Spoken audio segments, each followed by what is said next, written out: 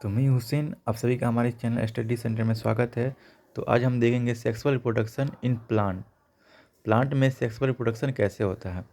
तो प्लांट का जो कौन सा पार्ट है जो सेक्सुअल रिप्रोडक्शन में पार्टिसिपेट करता है वो होता है फ्लावर। तो सेक्सुअल रिप्रोडक्शन के लिए दो पार्ट इम्पोर्टेंट है, एक मेल पार्ट होना चाहिए और फीमेल पार्ट होना चाहिए। तो फ्लावर के मेल पार्ट को स्टामिन कहते हैं और फीमेल पार्ट को कार्पेल कहते हैं। फिर स्टामिन का भी दो पार्ट होता है, एक होता है एंथर और एक होता है फिलामेंट। और कार्पेल जो फीमेल पार्ट होता है इसका तीन पार्ट होता है, स्टिग्मा, स्टाइल और ओवरीज।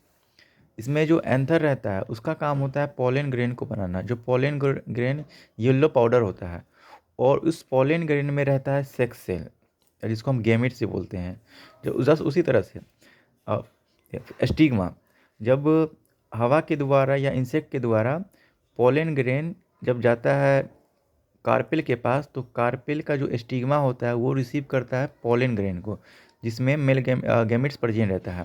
तो स्टिग्मा रिसीव करता है पोलन ग्रेन को। उसके बाद वो स्टाइल, एक ट्यूब होता है, स्टाइल के थ्रू वो जाता है ओवरीज में।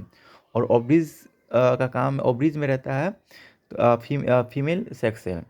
तो जैसे ही स्टाइल के थ्रू ओवरीज में जाता है तो पोलन ग्रेन प्लस ओवरीज, यानी पोलन ग्रेन में जो प्रेजेंट रहता है sex cell, male sex cell, और ओवरीज में जो प्रेजेंट रहता है फीमेल सेक्स सेल, दोनों मिलता है और मिलने के बाद सीड का फॉर्मेशन करता है। और यही प्रोसेस कहलाता है फर्टिलाइजेशन का प्रोसेस। तो इस तरह से सेक्सुअल रिप्रोडक्शन जो है प्लांट में होता है। यानी जो सेक्सुअल रिप्रोडक्शन होता है वो प्लांट के जिस पार्ट से सेक्सुअल रिप्रोडक्शन होता है वो होता है फ्लावर।